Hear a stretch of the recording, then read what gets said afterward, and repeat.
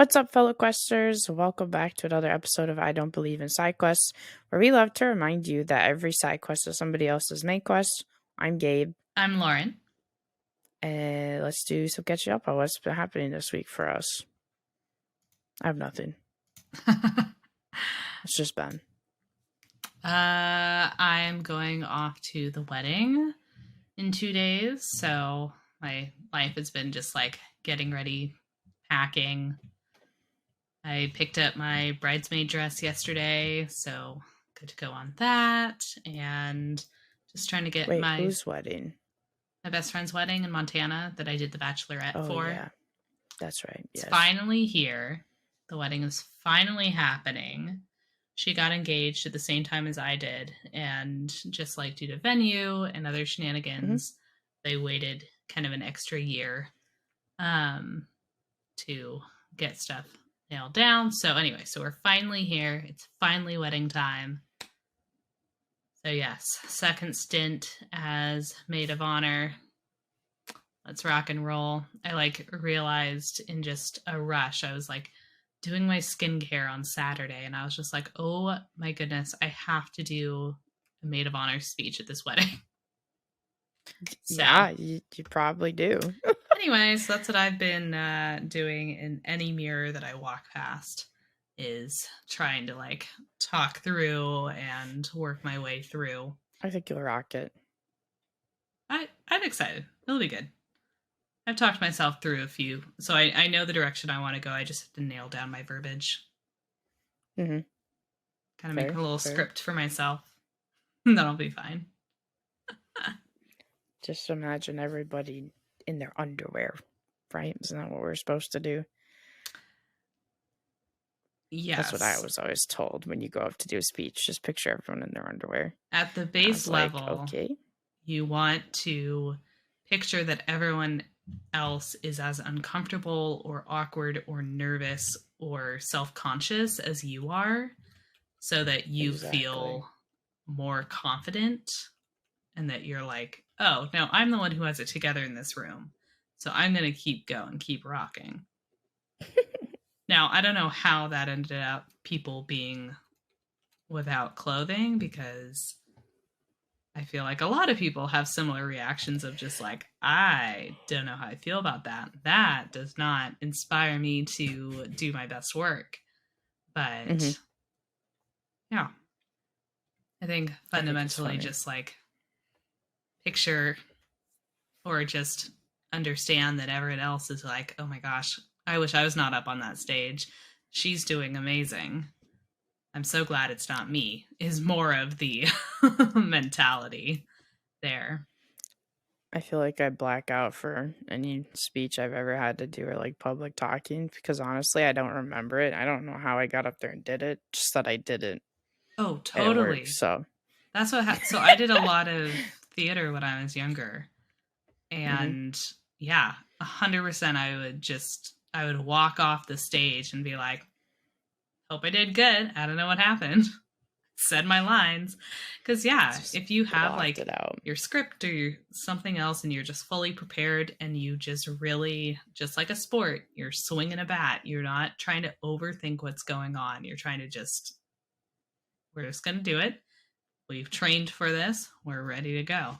So in some gaming news, so there's a Nancy Drew musicale that is being announced and being worked upon.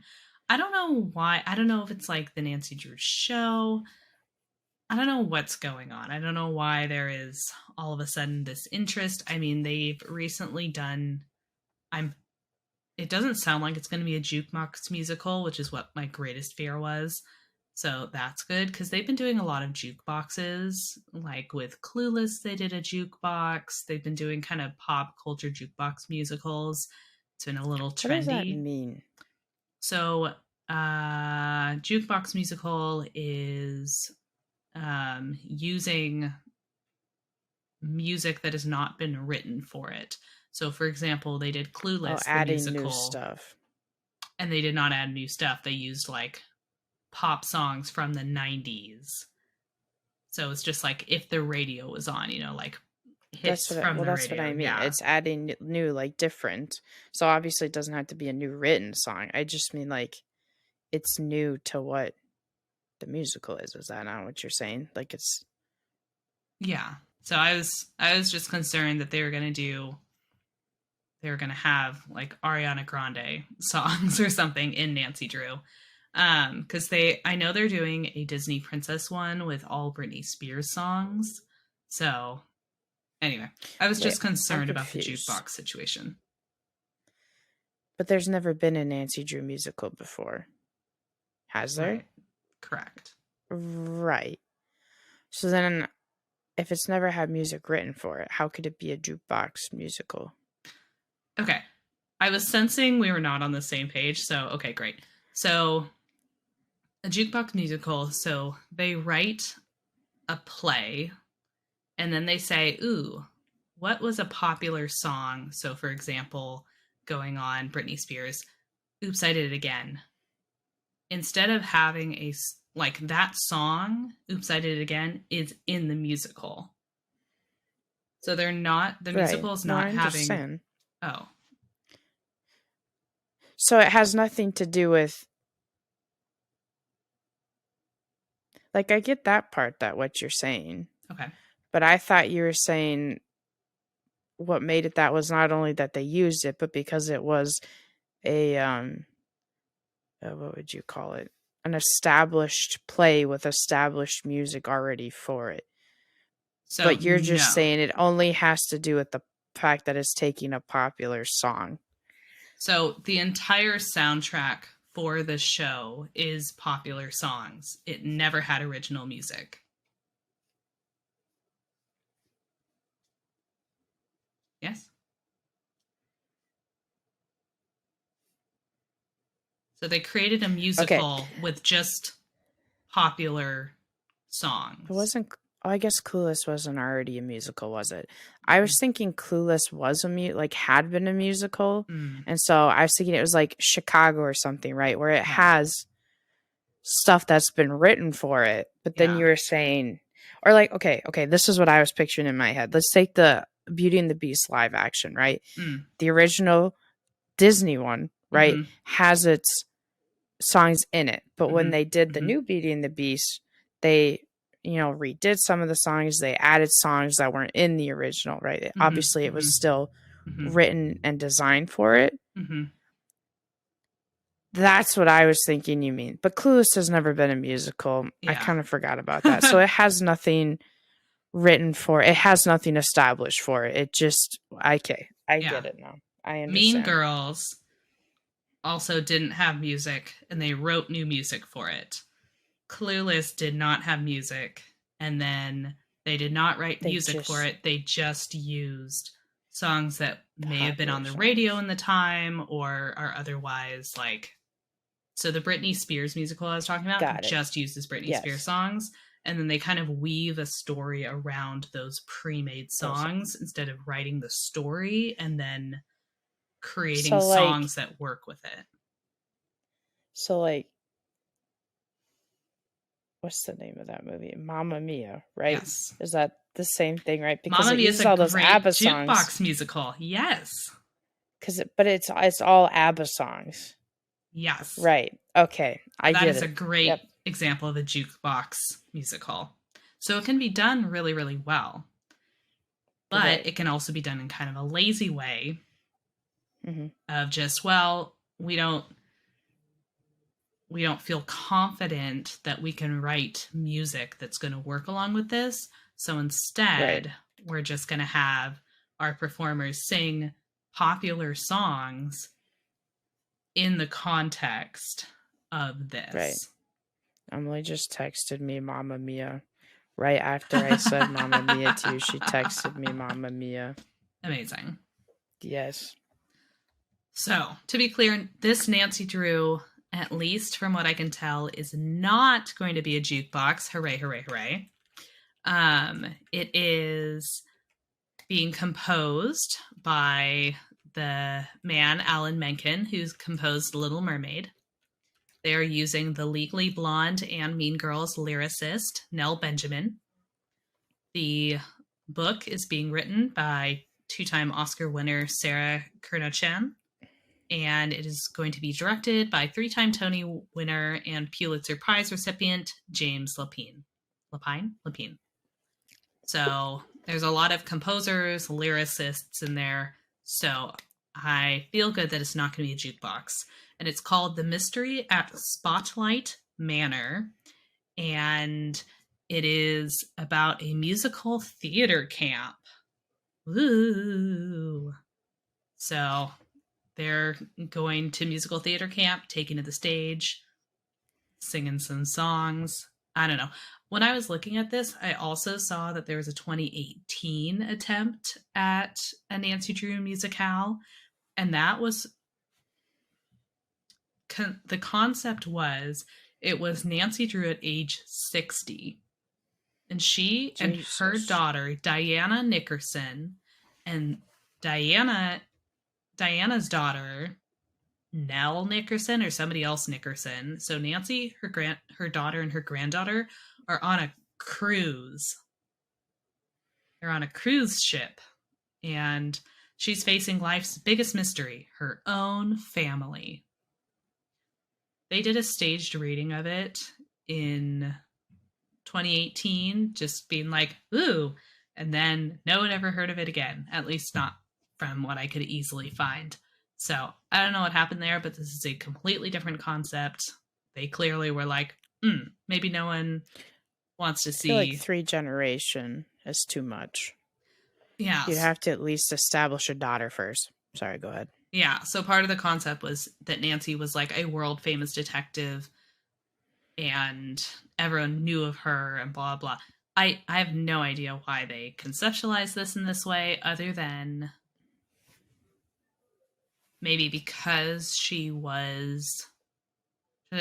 grew to fame in like, you know, the 30s, 40s, 50s. So maybe they were thinking, well, that's when she was doing her young detective work. And then now she has grown up. Anyway, I don't know. Anyway, it did not happen. So now we're at musical theater camp. And the article I was reading in Playbill was saying, while this is the first time Nancy and Co. will be taking to the stage themselves, one of the most successful computer games of the early 2000s was Nancy Drew the Final Scene, which transported the team to the fictional Royal Palladium Theater in St. Louis, where a movie star disappears from his dressing room 3 days before the theater was set to be demolished. The game is loosely based on a 1989 Nancy Drew book of the same name. So I was just really excited to see a little Nancy Drew game. Shout out there. Wait. It's not a guy, though, who disappears. It's Maya. It's her friend Maya who disappears and that we're looking for. You're so right. I copied that in and it's I just the read movie star who we're accusing of being the bad guy. Yeah. That's so good. Thank you for catching that. You're welcome. I was just happily reading along, just excited to be included. I was being really confused while you were reading it. I was like, have I never played this Nancy Drew before? And then I was like, well, that's not possible. So I've played all of them. And then I was like, wait. Oh, no, they're just wrong. Okay, Maya. Got it. Yeah. It was the 3 days. Or no, it was where you said demolished. And I was like, well, I remember the really traumatizing thing about our friend was going to get demolished. And I was the villain fight in that one is wild. Intense, where you're racing again. Yeah. So, okay. I got it. I get it now. That's pretty funny. I like how they include that, though, when, like, it's not like Nancy actually does anything on the stage. She doesn't do any stage acting. I feel like if you really wanted to do that, you should have brought the Grease one into it, because at least we actually have to, like, don't we have to say lines? I don't remember if we actually get something for us to memorize the lines, but I swear as Nancy, we go up on the stage, don't we? And we recite stuff, and you're like, well, maybe. Don't we? In the Grease one? It's one of the newer ones. I was thinking Merchant in Venice, when she goes on stage in a cat suit and does her little dance. Well, yeah, but she's not. She's on a She's not. stage. Well, she is, but she's not actually reciting anything. We're just. That one gives me ladies of the night kind of dancing. I'll be honest with Oh you. yeah, no, it's wild for sure. Did you say Merchant of Venice? Or what did you say? I'm sure I did. I think you did. I was also like, wait, what? But then you said cat dancing, and I knew what you meant. What is it? Well, now I don't know. Merchant of Venice is a Shakespeare. Because you said that, and my brain was like, what? That's Phantom of Venice. It's the Phantom of Venice, yeah. Merchant of Venice is Shakespeare. And Phantom of Venice Phantom of the Nancy. Opera and Merchant of Venice. That's so funny. Oh no. Man, we are 20 minutes into this and it's already a disaster. Fabulous.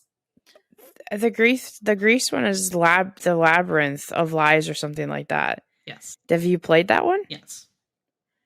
I don't think we I don't think we perform anything on stage. What? I swear we do. We have to say lines. Maybe it's not in front of like a huge audience, but we do at least practice it. I swear we do. Okay, you keep talking about it and I'm going to Google it. So another thing I just wanted to, I just love to check on what's in the news, what articles are being posted. And I saw an article by the Daily Mail, which, is a trustworthy, good news site. But, they're fun. They have fun. Anyway, so they were talking about a new study that just came out that they were looking. So research of more than 13,000 video game characters has revealed that just 35% of words are spoken by women. Now,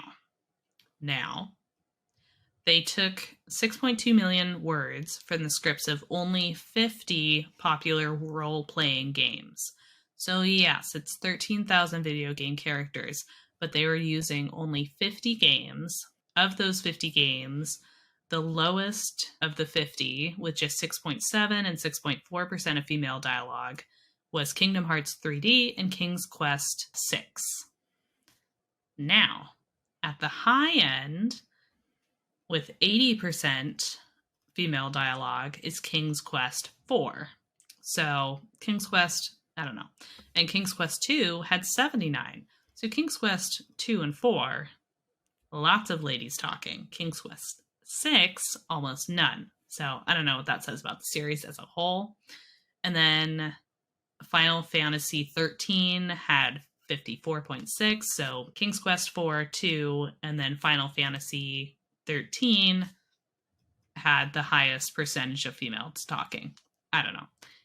I also tried to click on the link to the quote-unquote controversial research from the Daily Mail article, and it was a broken link.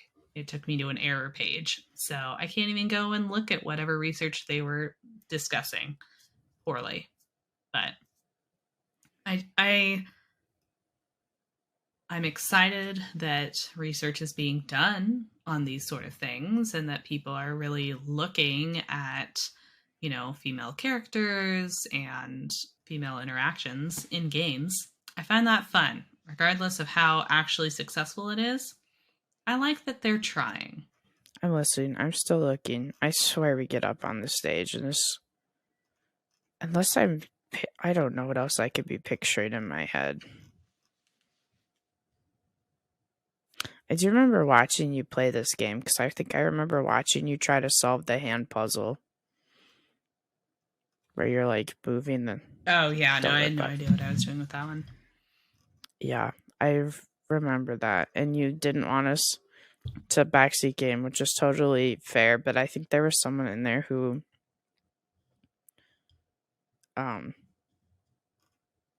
like they couldn't help themselves. They were trying not to, but they really were like, I can't believe you're just not understanding this. And I was like, oh my goodness. That's how it always goes. Nancy games, I don't know. I think it's probably just anytime there's a puzzle in general, people are so impatient at times when people are not doing the puzzle quickly enough for them and they're just like, oh my gosh, how could you not know this? It's well, and I don't understand how hard it is when you're like streaming to um like your brain is managing two different things, so trying to Mm-hmm. But I even don't know, if you it know what I mean? wasn't, even if streaming Well, was no, like, I know. it's still like, guys, if somebody's doing this and they're not getting it right away, part of the fun of the puzzle is puzzling it out. If it's driving you True. bananas, walk away. Like, go do something else, come back, or just leave the, like, it's fine. You don't need to be there if it's driving you bananas that somebody is not solving something quickly enough for you. Like, that's, it's not your business. True. I think the only time watching you solve a puzzle where I got I don't know if frustrated is the right word, but where I was kind of losing my mind was the I think it's Castle Malloy is what the Oh, game is, but it's the wedding party and you're trying to choose where everyone sat. Is that Castle Malloy? yeah. Yeah. Okay, and you there's like two hints or not two of the lines told you um like pretty much gave you who had to be right here and who had to be right here on the table, and then that Mm-hmm. kind of pretty much determined how you could do the rest. And it like you kept reading them and you like kept saying it, and so everything kept being wrong because you just wouldn't put the right person here and here.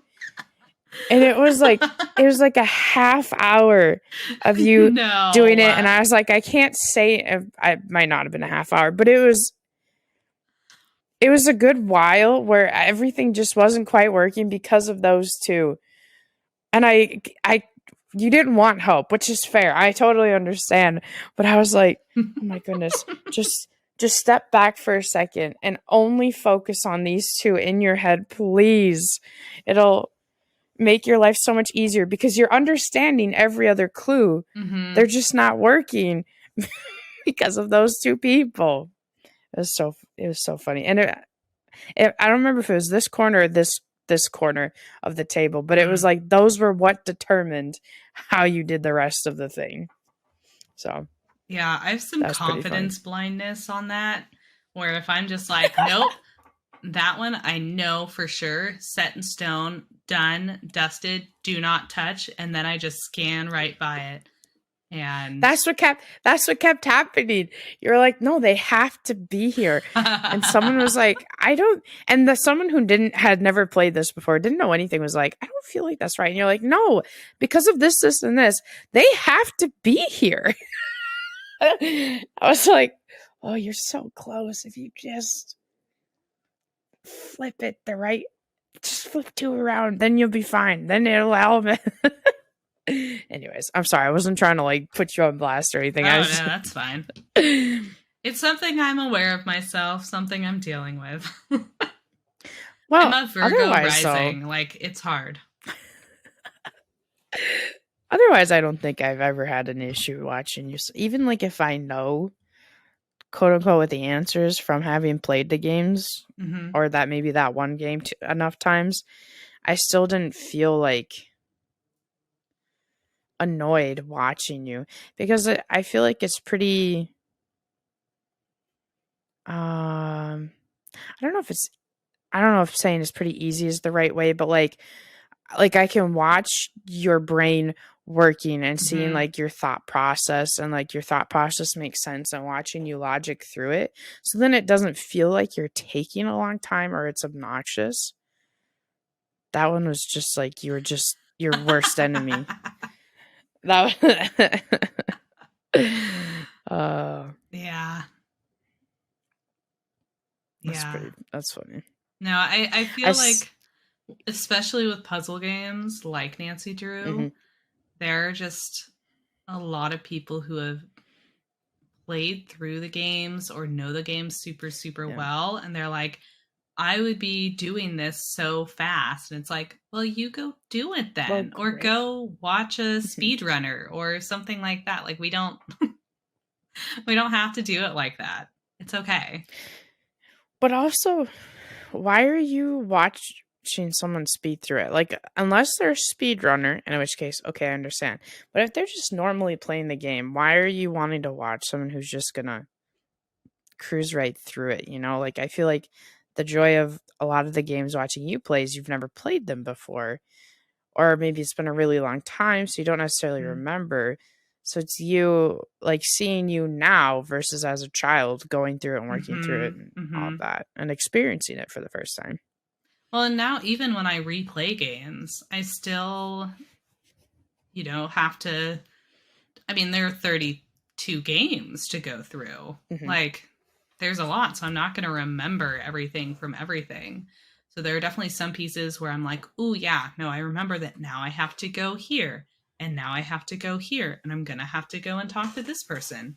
But yeah, there are plenty of the games I've only played once, maybe twice, and so there's still a lot of like brain power that I have to use. But even games that I know really, really well, like I can still, like I still enjoy playing them at a normal pace. Now they don't take me a long time because I'm not rushing through them, but I do know where to go next.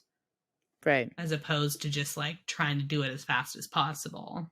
I have what I call my Nancy book, and this was the first time where I went through all the books or all the games in order and sped run them, and I took the diligent notes. So every time I replay, I just pull this out so I don't have to rewrite all of that crap again. But like you can also see where each time I play it, I make notes of different things, or I notice something else, or I change how I wrote my note and like I add it. So this is my, because like some of it too, I worked really hard on them. Yeah. What I want to show, probably the ones I'm most proud of, or was the what's the Scarlet Hand? What number is that? Like 6. Yeah. Yes. Secret of the Scarlet Hand. I took my time. Oh, you drawing drew them out all. the symbols. And so I'm like pretty proud of that one. And like writing that stuff. So, and then it's all in one place too. I find that very aesthetically pleasing. Or like I have a ton of the different code breakers written out to always be able to look back at them and stuff. So my Nancy book. Did I ever show you the scrapbook I started working on? No, I know we've talked about it, but I don't think I've seen it. I have it right here too. Sorry, side note, then I'll stop.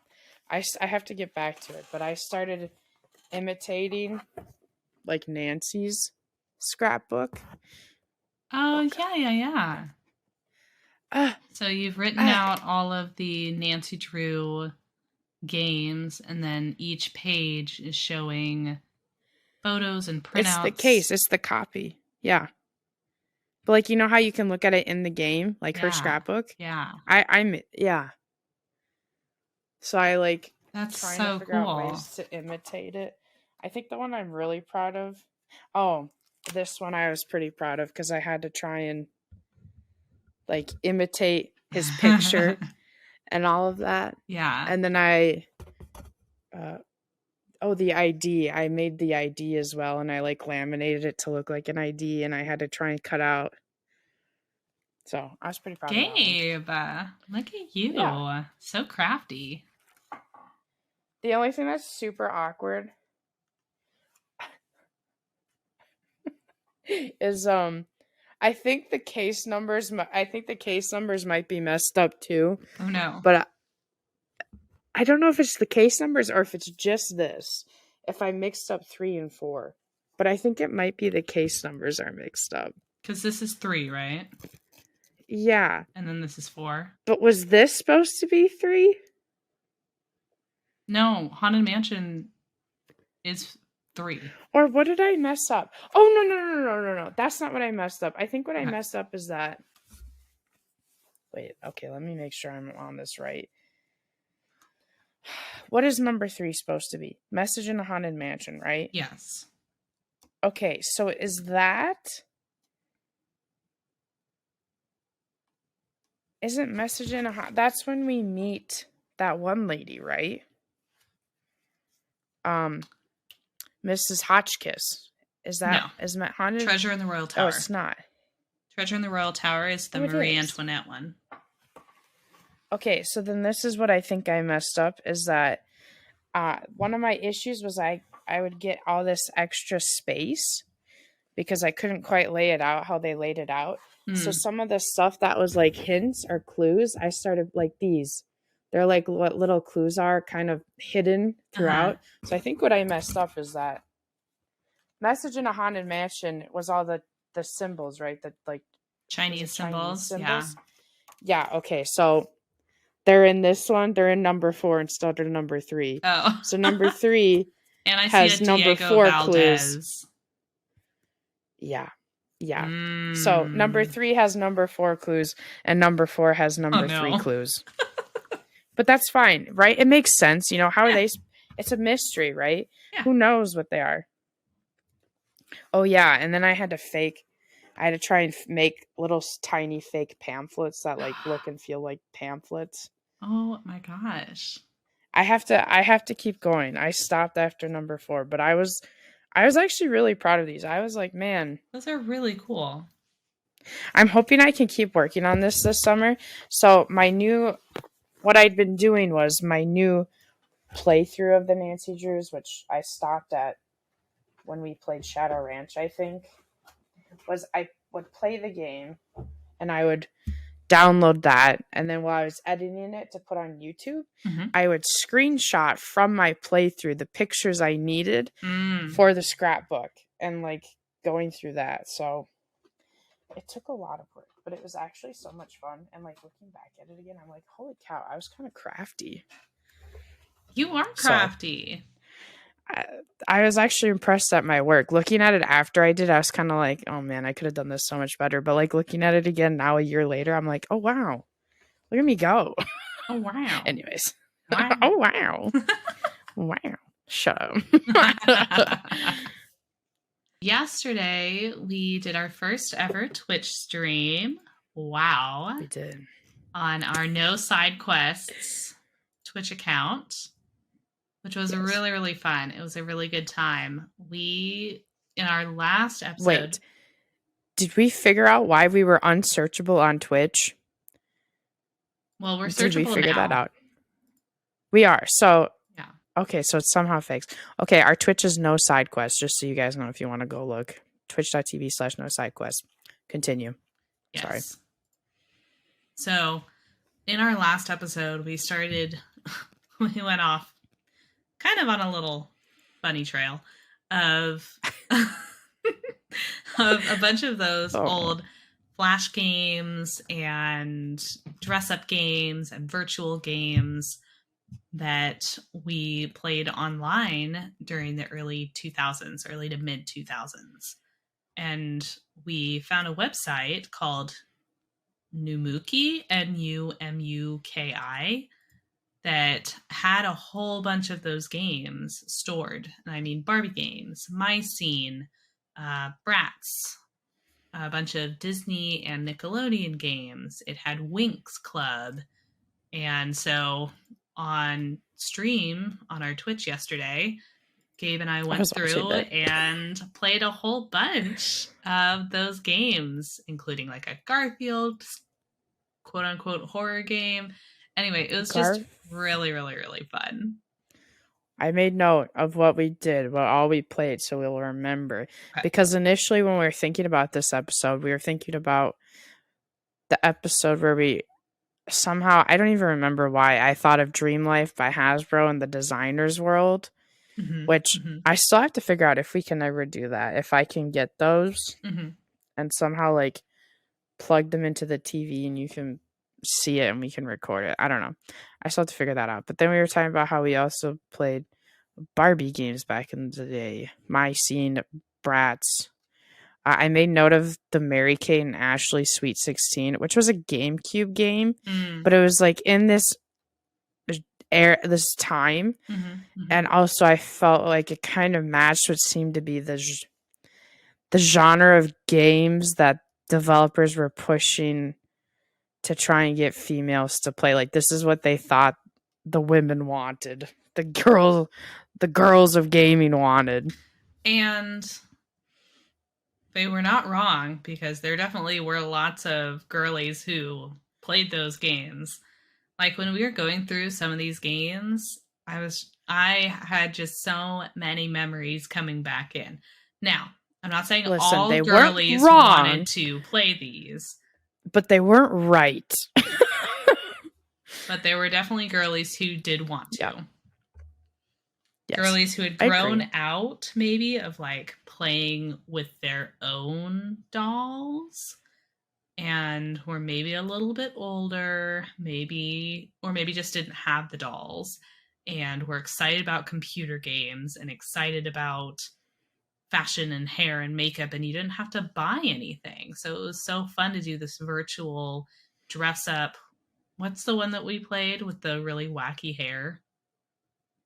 Oh, that was the Winx.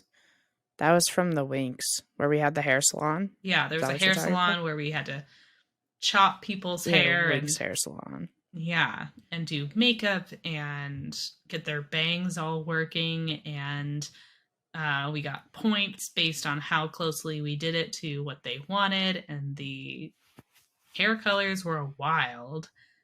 Anyway, it was just a good time, and it's something that if you own a doll, if you cut their hair, you cannot get that back. So it's just a fun way to like still do it, but not have any lasting consequences, which is something I say a lot about games, right? There's no lasting consequences for most games. Like, Unless AI comes and starts data mining us and paying attention to what we do and then giving us all kinds of harsh consequences. please do Sorry. not create your games solely with AI. I'm begging you. Actually, I mean, go for it. I just will not play it. So, if that affects you at all, knowing that I, Lauren, Sweetie Patat, will not be playing your games, take that to heart. But okay, so right. So this is where I will say they weren't wrong in that there were a lot of girls who liked playing these games, but they weren't right in that it's I feel like there's a huge assumption that these are the only kinds of games girls would really want to play. And like that's not true. Girls enjoy just as many different variances of games as, guys do. Granted, I think it's more normal for girls to play quote unquote more masculine games than it is for guys to play more quote unquote feminine games. I don't know a lot of guys who played the Barbie Flash games or the Dream Life or any of that, but I know a lot of girls who played the Call of Duties, the I was going to say Wolfenstein, but I don't know if that's the right one. But like the very what you'd think are male kinds of games. Go ahead. You had a comment. I like to think of these Barbie games and my scene as like gateway games. Because, like, Right. I didn't have people in my life who were playing video games.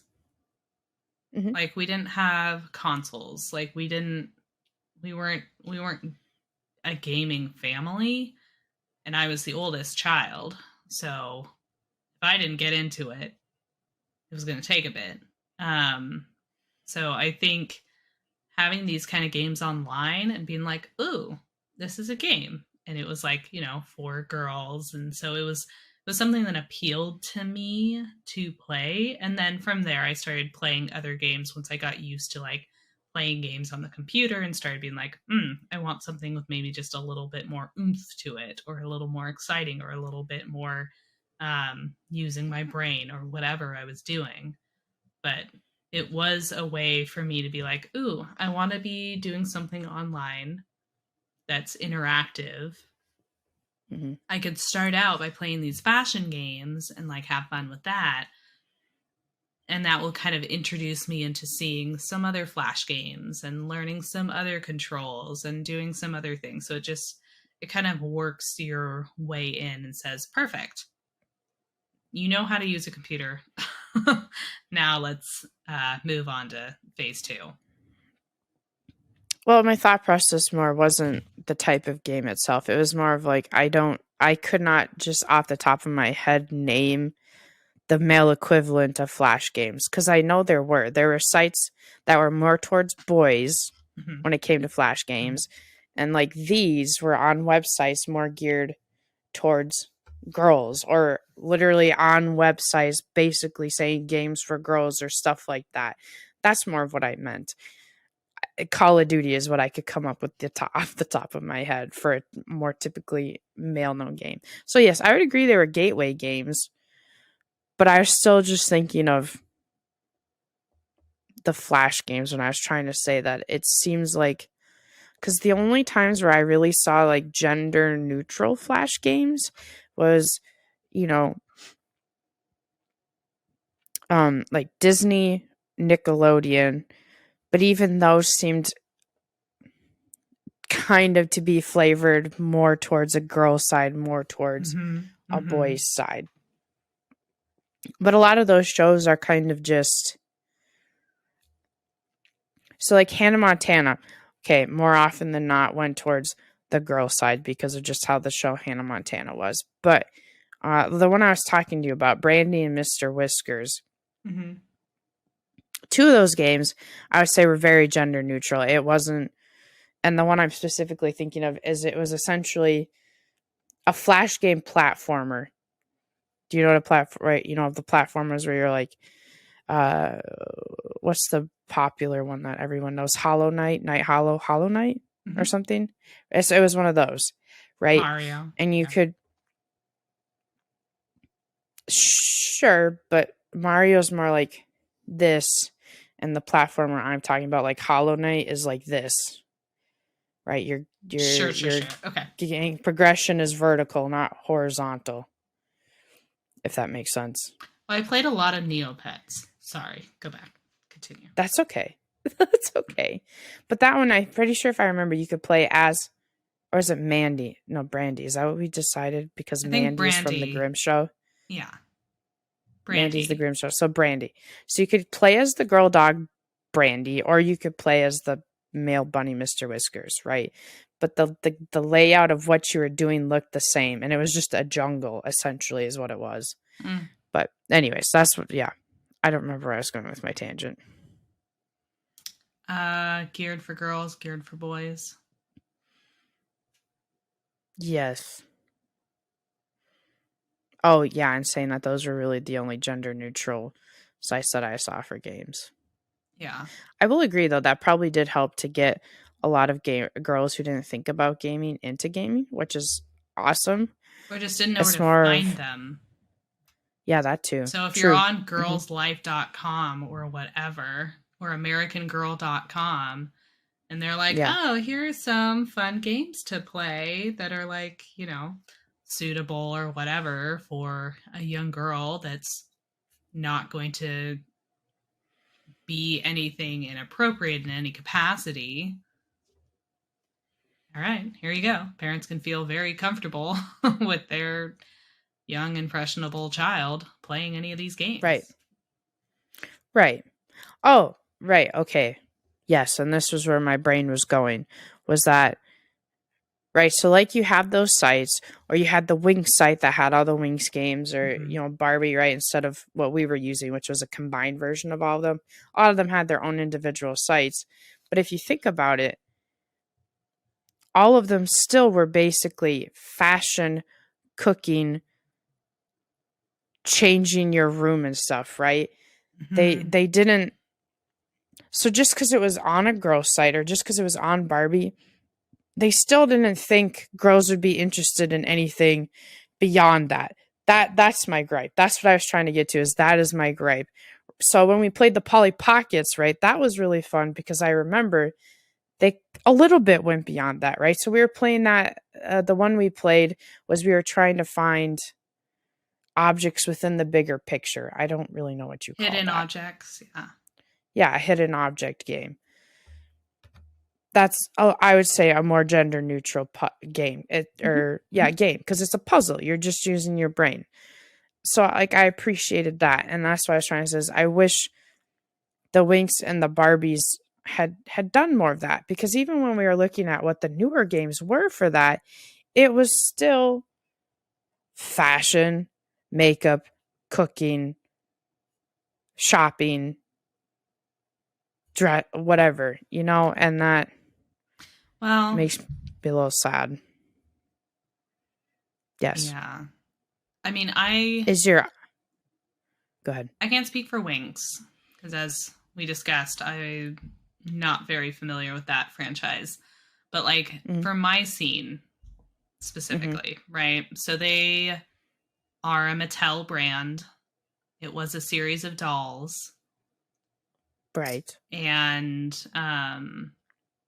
they kind of had like, if you aren't familiar with the My Scene dolls, they're similar enough to Bratz that the company that makes Bratz sued Mattel and won, because the My Scene girls had traits. I think I remember that. Attributable or close enough to the Bratz traits so that their company had or was able to win their suit, and then Mattel stopped making My Scene dolls. But like the first My Scene doll... Before you keep going with that, my question is, so Bratz are like younger than Barbies, right? Bratz were supposed to be in like high school. I feel like Barbie was kind of just an age neutral thing. Okay, so did they have I don't really know as much about Bratz. Okay, so like Barbie, you had like Nurse Barbie or Teacher Barbie, or so the Bratz wouldn't necessarily have professions, right? But did they have maybe like a more narrowed interest? Like, was there like a sports Brat doll? Yeah. Yes? Yeah. Okay, all right, keep going. Yeah, so Bratz... I don't know if you saw the Bratz movie that came out. I remember the commercials. I love that movie so much. But yes, so there was like a sporty one, and then like a smart one, and then like a fashion designer one, and actually I have another question. Like a musically talented one or whatever. I don't know. The Monster High dolls are similar to the Bratz dolls, right? Yes. The Monster High, was that like the newer generation version of Bratz dolls? So I know it came after Bratz dolls, but I don't really know what was the point of the Monster High, except that they were fun because you could be like a werewolf or a vampire and stuff. But so, okay, let's go back. So, sorry, because Monster High is also Mattel. Oh, so that's the My Scene kind of stuff. Mattel did Barbie. Oh, Mattel. So the first My Scene doll was Barbie. Like she was blonde. She looked like the My Scene dolls, but her name was Barbie. And then her friends, her My Scene doll friends, were named after various areas of New York. So there was like Kennedy, there was Madison, Chelsea. Anyway, Barbie, Madison, and Chelsea were the three original My Scene dolls. So this was kind of like new generation of Barbie, I think was the intention. Okay, but it is after Barbie. Yes. So it's not actually Barbie. It's a new line of dolls that they're kind of they saw the popularity of the Bratz dolls, and they were like, let's try to bring Barbie into that. So like there still was So did they make the original Barbie? So they did make the original Barbie though. Yes. Okay, but then they made an updated one trying to match the Bratz. They started a new line. I'm following. And named their blonde, blue-eyed or whatever Barbie doll in this new line that kind of had more of the Bratz characteristics. They named her Barbie as well. and then gave her new friends. Okay. They then retired the Barbie Okay. character and just had a bunch of new friends. So they kind of like backed away from in the new having line. Barbie do that. Got it. Yeah. And so this new line of My Scene dolls, which included a doll named Barbie. Anyway. So they retired those because in 2005, MGA Entertainment filed the lawsuit, blah, blah, blah.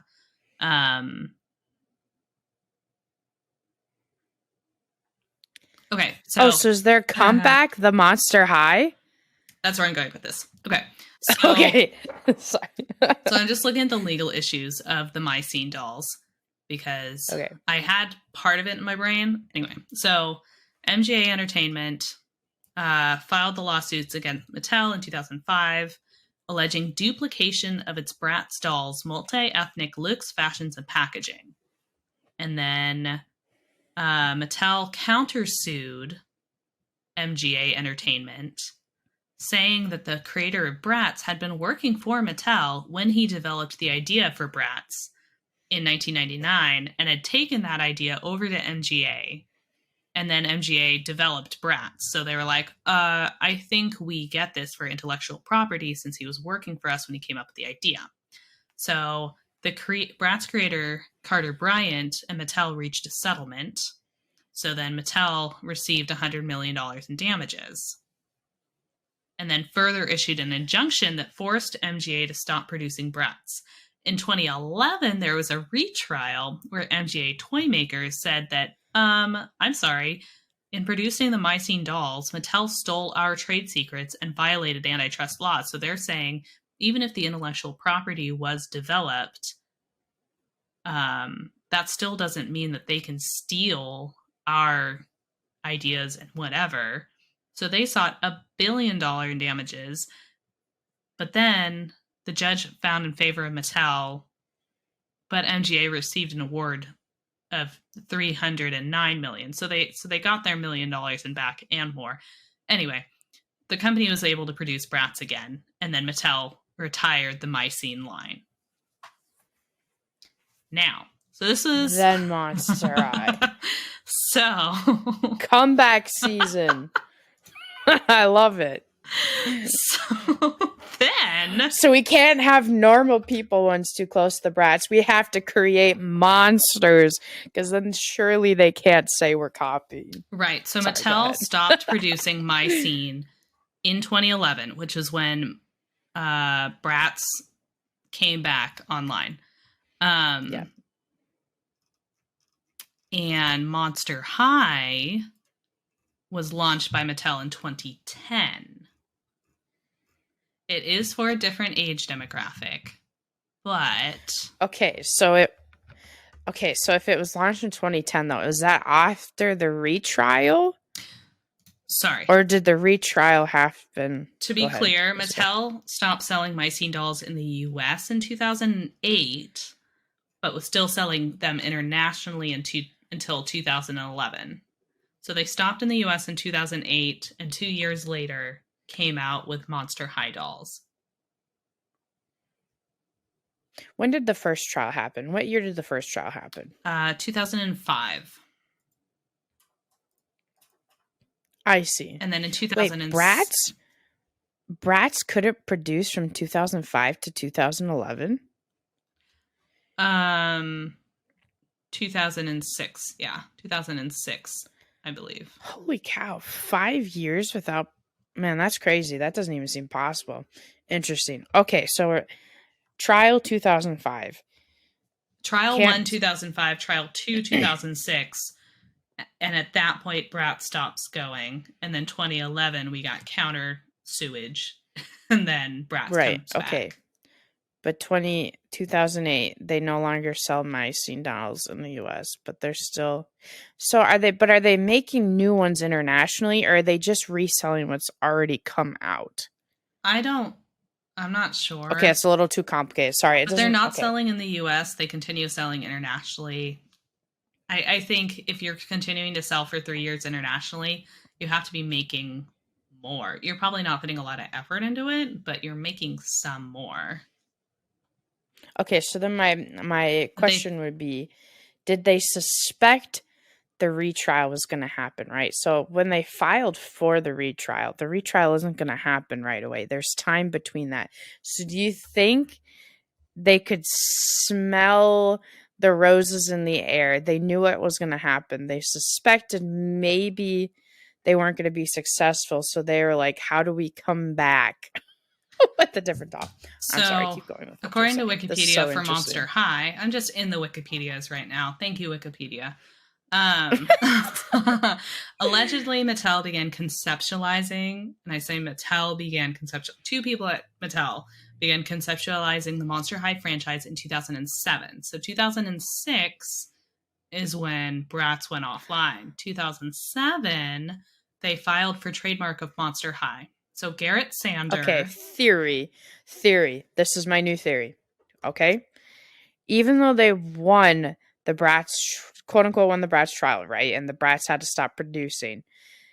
It was still bad PR. It still looked bad for them. So they were like, okay, we have to come back bigger and better than ever. So even though it took a long time to get there, that was the Monster High, was how do we top Bratz without being too close to it? Okay. So a packaging designer at Mattel named Garrett Sander, he and his twin brother Darren went Garrett and his twin brother Darren. How this is phrased is just sending me. Garrett and his twin brother Darren went shopping with young girls one day. Okay. No idea of, are they related to these young girls? They're just shopping with young girls. Okay, great. They like Bratz over my scene. Where they noticed that young girls were into goth fashion. This is 2007. I'm starting high school. Okay. So the girlies are into goths. This served as inspiration for creating a toy brand with a dark aesthetic. Darren was involved with the early concepts for the brand. He came up with the slogan, "Where freaky just got fabulous." He also remarked because the characters were monsters, they had more freedom to do things that ordinary kids could not do. Inspirations for the brand include children's interests in Tim Burton and Lady Gaga. Now, according to... I love that Tim Burton inspired Monster High dolls. I mean, it makes sense. I mean, 2007, there was so much going on with... What's that brand? Hot Topic. Yeah. And Spencer's. Oh my gosh. And yeah, all of the Nightmare Before Christmas shenanigans. Frankoween. No. So you're talking about this from high school, but I still know what you're talking about because this was all from, but I was in middle school, right? Yeah. So this was like my 7th and 8th, and you're talking this is so funny. Yeah. Oh, yes. The Corpse Bride. Yeah. Yeah. Oh, my land. Was this when Coraline came out around this time, too? Probably. That wasn't quite as goth, but it was still like a darker. Yeah. But yeah, that whole just like... Spencer's. Oh, my gosh. Yeah. Spencer's, Hot Topic, all of those. Yeah. I have very strong memories of my high school career. If you have seen me or know anything about me, obviously did not go down that path. I was a little intimidated by it. We all dabbled, though, during that time period. We all dabbled. We couldn't help ourselves. I'm sorry. I keep interrupting you. I'm so bad this episode. Fine. I'm sorry. So I'm looking at the merchandise in the merchandise section of the Wikipedia page. And according to a social media post made by Garrett Sander, the very first prototypes of the dolls during its development were made using head molds from another Mattel doll line that was never officially released, bodies from Barbie collector dolls, and with some accessories from My Scene dolls. So they definitely were kind of using a variety Frankenstein. Of... They were Frankenstein dolls. Yeah. I can't. I'm sorry. Over 750 different dolls have been released since the 2010 launch of Monster High. For Monster High dolls? 750? How many does Barbie have? There's no way she has that many. That's crazy. Probably. Really? I guess maybe. I don't know. That's so many. It's like an unfathomable amount. Yeah, it is truly a lot. I still think my theory is right, but then when they're having to, pitch to the CEO, how do we do the bigger and badder than Bratz? That's where that came from. It was like, they were like, okay, so we did some research and this is what we found and this is what we got to do. Okay. Did it say how many different Barbie dolls? Or could you not find it? Looking. Oh, there's competition from Bratz dolls. LOL. Because 2001 is when Bratz arrived. And in 2004, sales figures showed that Bratz dolls were outselling Barbie dolls in the UK.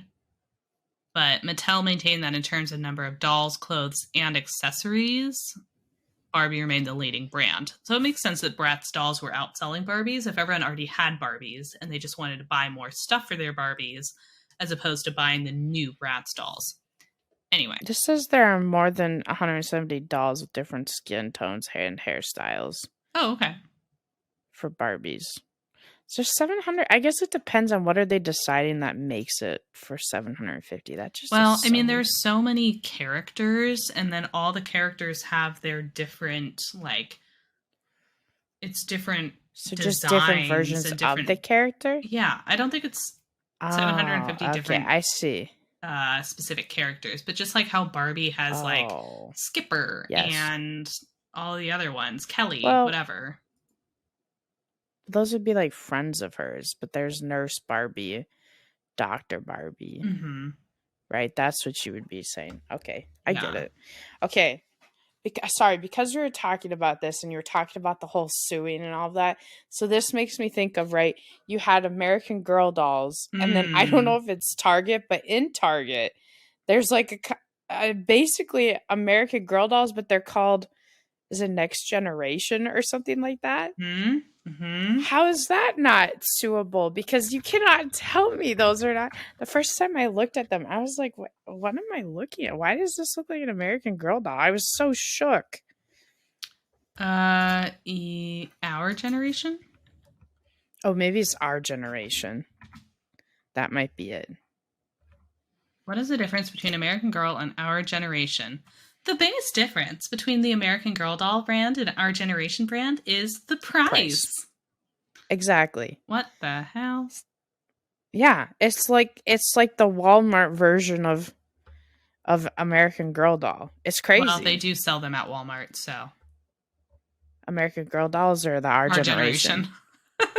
Oh, well, I would figure if they're at Target, they're probably at Walmart. But that's what I'm saying, right? You have the name brand, and then you have the knockoff brand. So how is that different though between the Mycene and the Bratz? Was it Mycene that tried to go after Bratz first, or did Bratz go after Mycene first? Bratz went after Mycene, and then Mattel went after the creator of Bratz for intellectual property. Right, that was their coming back at them. Yeah, okay. That interesting. All very interesting. I love that. Okay, I'm sorry. Was there more past that you were going to keep telling us about? Well, we went down this road because I was thinking about why there are so many decor. Oh, the fashion games. And fashion games. It's because a lot of them are based on doll lines that they want to sell fashion and accessories for. So there's just a lot of like, oh yeah, here's your doll. Here's what she can look like. Isn't this fun?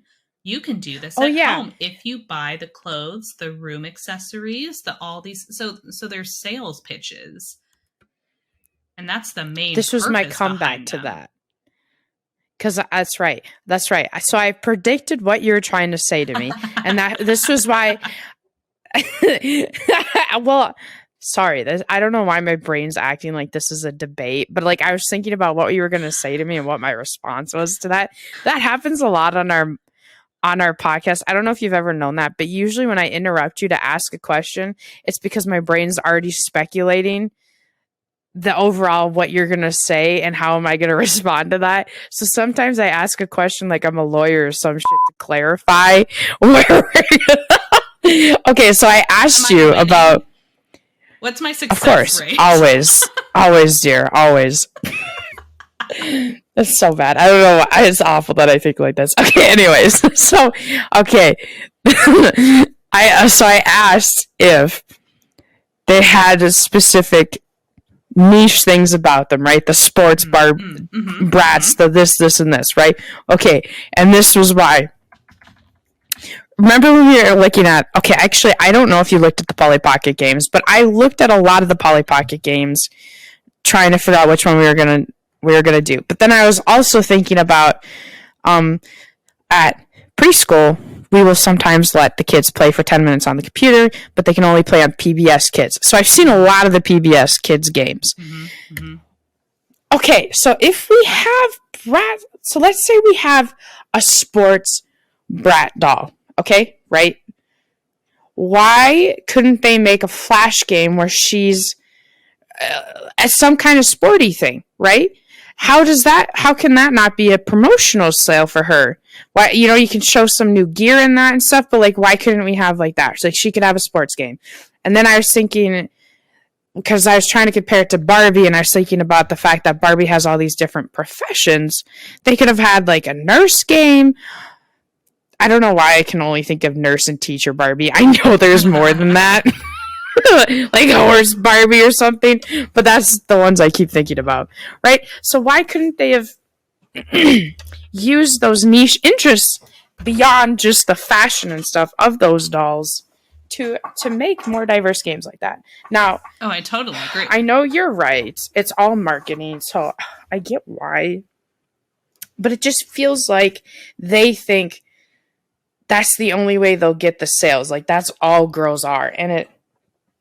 Oh, yeah. And they're not. Totally. No, there was so much of like... I mean, I'm looking at the Bratz games right now. And... Yeah, it's all like makeovers, love meters, perfect dates, racing stars. Okay, there's several. Bratz car parking. Wait, hold on. Okay, racing stars, fun. Do we have a must investigate a race car Bratz? Why can't we have a Bratz doll that like is obsessed with swimming and scuba diving? And then why couldn't we have a game where like that Polly Pocket game, right, where she's holding on to the dolphin? Okay, why can't the Bratz doll hold on to some sea creature? Maybe make it a little more complicated than the Polly Pocket one was, but like something like that. Yeah. Okay, go ahead.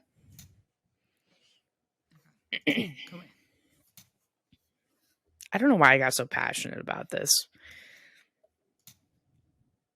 Wait, tell us. Is it more than just fashion? Is it something that isn't just fashion or cooking? Also, I think I hate the sexism of it all being cooking games. Like, that's all. I just hear the guys in my FPS games being like, shouldn't you be in the kitchen? Why don't you go back to the kitchen where you came from? Make me a sandwich. I think that's what was really triggering me yesterday, seeing all those cooking games. And them like going towards girls, young girls like that, is all I could hear was every time a toxic male gamer said that crap to me. Shouldn't you be barefoot pregnant and in the kitchen? Oh my God. Okay, I'm sorry. I'm ready. No, that's fine. Is my screen loaded? Oh, yeah, here we go. So it is. There is a Bratz game where you have to park your car. Is this because of the sexist stereotype that women can't drive? Stop. This is so bad. And you're... Oh my God. I hate it. At first, looking at this, I was thinking of that child game where you had the square and you had all the different cars in it and you had to try and move the cars to get one car all the way across. This is what this makes me think of, but like... Okay, so the entire game is... And there are different levels. Oh! I can't believe... That was not a crash. Shut up. So... Wow. Only a woman would ride the curb. Jesus. So... Sorry. I did not crash. Lord almighty. Okay, so this entire game, like, you're in a car and you are basically driving around at this point in parking lots and oh god, with a whole bunch of just other cars that are like around, and you have to like maneuver through them and try not to hit anything, and then park Can your you do little a backwards vehicle. parking? Can you do a 90-degree back in? Ma'am, what do you think? I think you totally Congratulations. How I is did that. How Thank is you. that? I was in the slot. Oh my I didn't gosh. hit anything. This is great. I love this. All right. Sorry. I don't know how I feel about that one. That's still okay. It's very funny. Well, it is a variety, so okay, but it just makes me think of all the men who say this stereotypical sexist thing of women can't drive.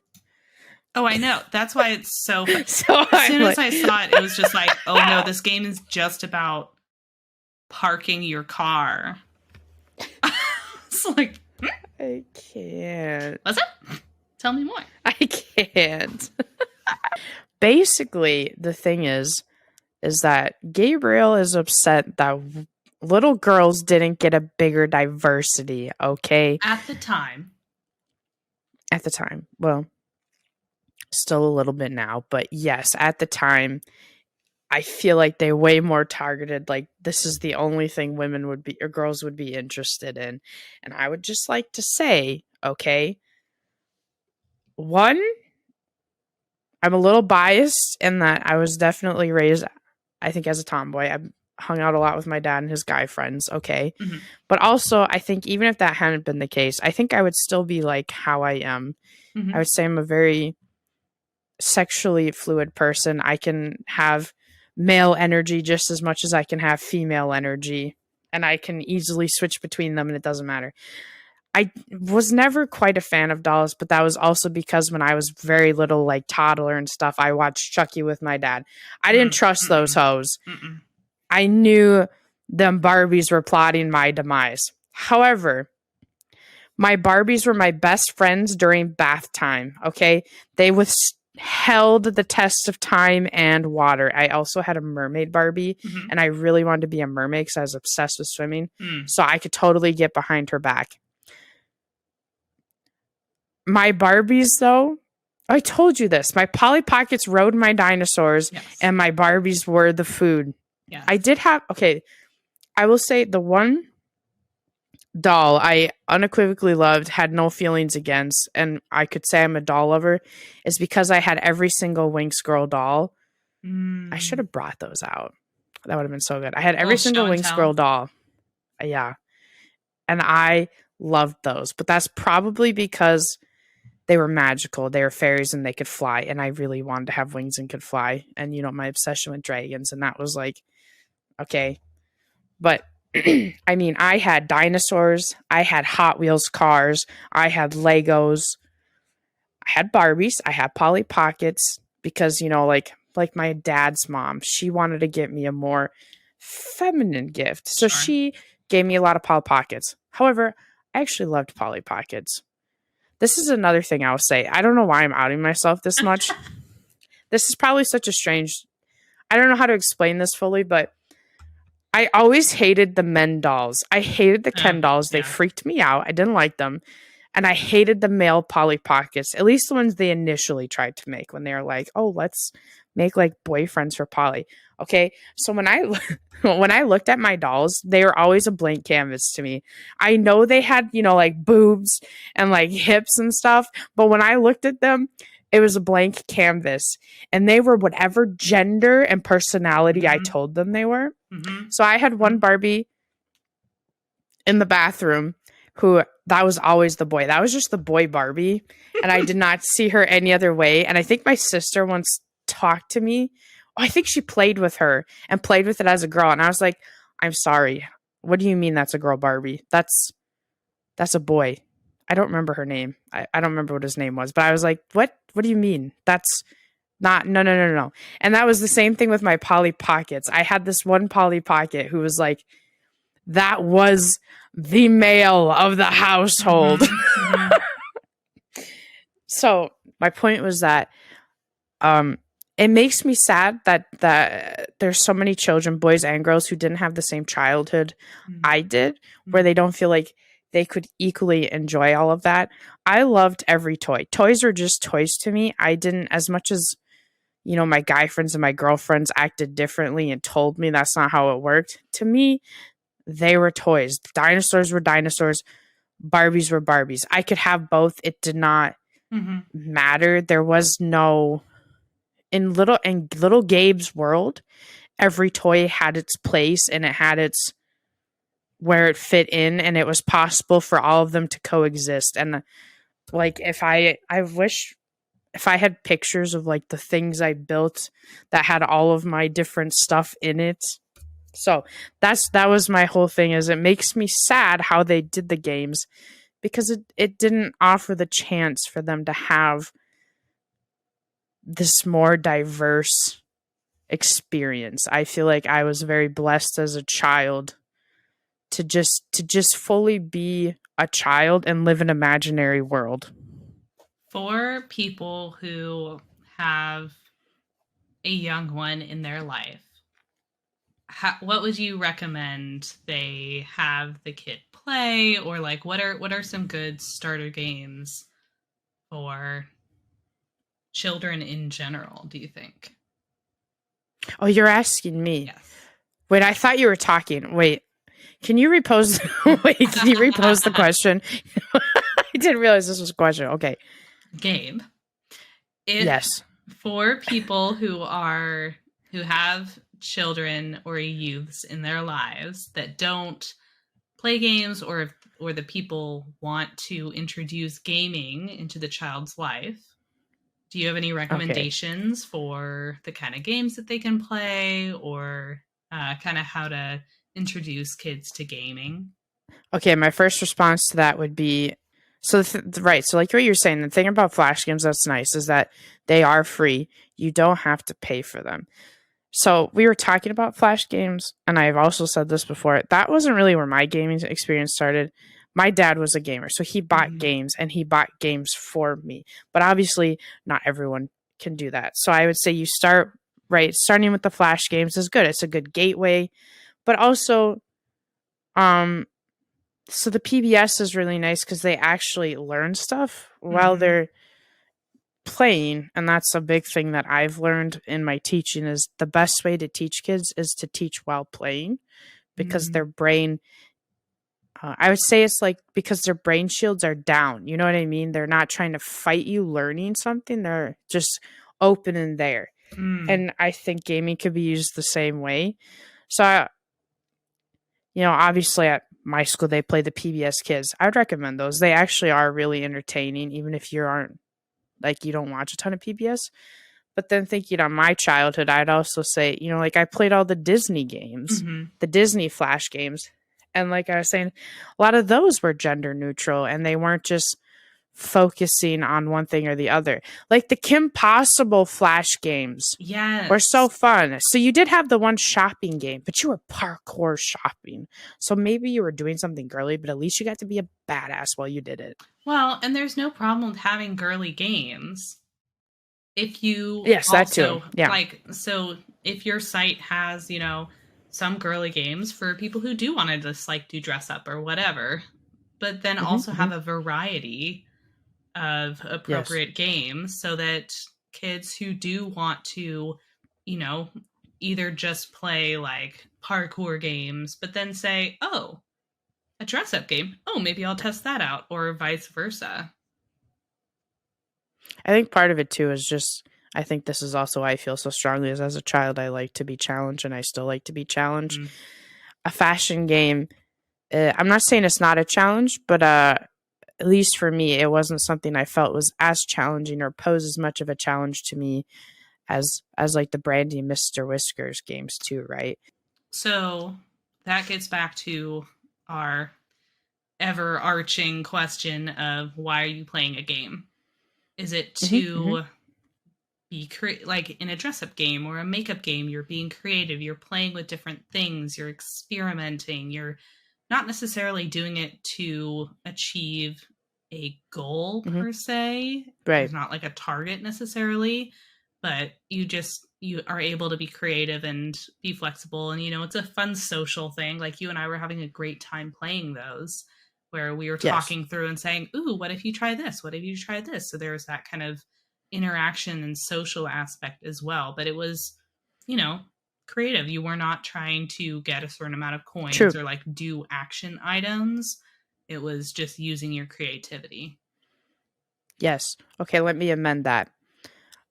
I liked then and now, I liked my brain to be stimulated in different ways. Mm. So, right, I could enjoy, because I did play some of those fashion games, right? Mm-hmm. I could enjoy them because it stimulated me one way. But then I liked, like the two popular Disney Channel games I played with my friends was the Brandy and Mr. Whisker ones. But then there was also a Lilo and Stitch. I think it was like Tiki Bowling or something like that. Mm. So I liked them because one, they were a challenge, but also it was like the old arcade game where you could see who was, my gosh, who was the best, right? Who had the highest score, and like trying to beat that and to be one of those people really up there. I also enjoyed that. You But like a little then, okay, competition. Okay. yes, well, I like the challenge of the game, but then also sometimes separately, like, right, like I play FPS games. I like the competition to show to pit my prowess against somebody else's. Okay, so going back to you asking me what would I recommend, right? That would be the starter if you don't want to spend money.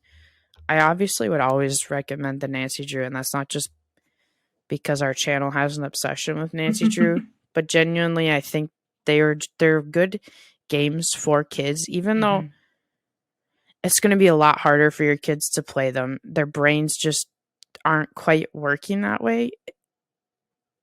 It starts to build critical thinking in them, problem solving, but they're also having fun. Mm-hmm. They're learning about a bunch of different stuff. It's a good way to connect with them because I think the beauty of those is when you have a kid playing them, the parent can be there too with them, right? So you can have that Or older bonding. sibling, or Mm-hmm. yeah. I'd say those. I don't know what the equivalent would be today, but the more kid games that I played when I was younger. So I obviously played the more adult game, Zanzero, with my dad, or Sansera. We talked about that. But the kids game I played when I wasn't playing with him and was on my own was, I had the Harry Potter computer games. What was it called? I had a preschool game that was actually really entertaining, and I played it well beyond my preschool years. I don't know what it was though. I don't even know if I have the cover for it. I had an Arthur game that I loved to death. That was a very kind of Pajama Sam esque kind of game. Freddy Fish, Pajama Sam, yeah. Yes. So like I don't know if they still make those kinds of games for kids now, but if they do, I would recommend those. Those kinds of games were so much fun. I had a super cool Jurassic Park game that I loved the crap out of. It was so fun. It was called Danger Zone, and you could play by yourself or you could be multiplayer. So you had the competition and stuff in that you were against a friend or the AI. I always liked being Farrah Fossil. That's good. And so it was a purple car and a green car. Or Jeep. They were Jeeps. A purple Jeep and a green Jeep. And it was a board. And I think you pressed the space bar to quote unquote roll the dice or something. It was like a Jumanji Jurassic Park board. So you would go around, like your Jeep would drive around the map squares, but it was like a map. And depending on where you landed, that was a certain mini game. So there's one mini game where you're trying to corral velociraptors and you have to like drive your Jeep up and down, and your friend or whatever has to do it to try and keep them in so you can get as many of them in, like cattle, like herding cattle. They're velociraptors. There's one where you had the T-Rex had like a cone of what it could see, and it like and I don't know how to describe what I'm doing. I just did the visual, like the people listening can do it. It had like a line of sight and it rotated or moved its head, and you had to like sneak. And then a lot of times you'd have to wait behind a rock because then it would have to turn its head, and then you'd do this. And it had different speeds and it would change. Like it wasn't just one constant motion. So that one was really freaky. And you'd have to go get something, then come back to the Jeep. And then there's a whole bunch of different. So I loved that one, but I also loved dinosaurs. So something like that, I feel like is so much fun. Yeah. And then I had the Shrek game. So those were really what I played as a child. But I assume today they still make really fun child PC games like that. Okay, so this is what I don't know is since I've gotten older and since I started Skyrim, whenever I get a game, I buy it digitally, like online. I buy it in Steam and Epic, right? I'm not going and getting a CD. So for kids, do you have to, as a parent, know how to use Steam and get kids games that way? Or can you still go and get I think you can still go and get CD-ROMs. You can still go buy them. Yeah. But your computer has to have a CD-ROM slot. Mike talked me out of getting one, or of having a CD slot on my computer, and I was just like, I don't know if... Anyway, he talked me out of getting one. So I'm going to have to, like, in order to play any CD-ROM games, I have to, like... You have to get a separate thing that you USB plug in. Right. Yeah. And, you know, the majority of the time that's fine, but, like, I've got some Nancy Drew games on CD-ROM, but I also have them on Steam, so it's just, like, doesn't matter. Anyway. You couldn't have talked me out of that. I still make sure we get a CD. But I was just thinking about that in the sense that I feel like there might still be things today that like you would have to do it through CD. They don't do. I don't know. If I'd have known you were going to ask me this question, I would have gone and looked at child gaming because now I'm curious, but also I feel embarrassed that I don't have the answer because you always paint me. I feel like I also kind of paint myself too as the like gaming guru. Like I know all this stuff and now it's something I don't know. So now I'm like, sorry to put you on the spot. Shame on me. How do I know male gaming, female gaming, but I don't know children gaming? Oh, shame. Come on, Gabe. Have them play Fortnite. Just kidding. Just go play Minecraft, kids. It's fine. You know what's crazy? One of my preschoolers plays Minecraft. Wait, this is something I have to share because this is something that blows my mind. It's not the Minecraft. The Minecraft is where I first thought I was mind blown, and then I realized I could be mind blown beyond that. Okay, my 4-year-olds, some of them know. Oh my God, of course the names are gonna blank on me. Okay, so the first one, right? Five Nights at Freddy.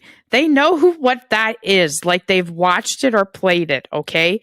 And one of them came to Halloween dressed as a scary animatronic from Five Nights at Freddy. No. They know Poppy's Playtime, which is also a horror game. I don't know if Poppy's Playtime comes from something that's a child thing, but I know it's a horror game. And then one of them knew this new indie horror game that like it's child-esque stuff, but it's not meant for children. Like they didn't make it for children. Yeah. It's called Garten of Banban. Do you know what that is? No. Okay, well it's about so it has kindergarten stuff. That's okay. It has kindergarten stuff. That's why it's called the Garten of Banban. But it's a horror game. It's a horror kindergarten, okay? It's not actually meant. They like knew what that stuff is. I think they're talking about some Huggy Wuggy thing. Let me Google this. I'm pretty sure Huggy Wuggy is a horror game too. Wild. So, okay.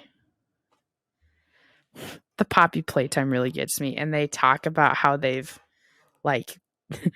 oh no, yeah, Huggy Wuggy's from Poppy Playtime. I was going to say, survive the evil toys waiting for you in the abandoned factory. Okay, no, yeah, they're all these horror time stuff. And I know enough about them. So these ones I've never played, but I have watched people play them because I love horror games and I love horror in general. Okay, and my little 4-year-olds are talking smack to each other about Poppy Playtime and about how they've beat it and how fast they beat it. And like, I love Huggy Wuggy and like that and having stuffed animals of them. It's insane, Lauren. It's insane. It blows my mind.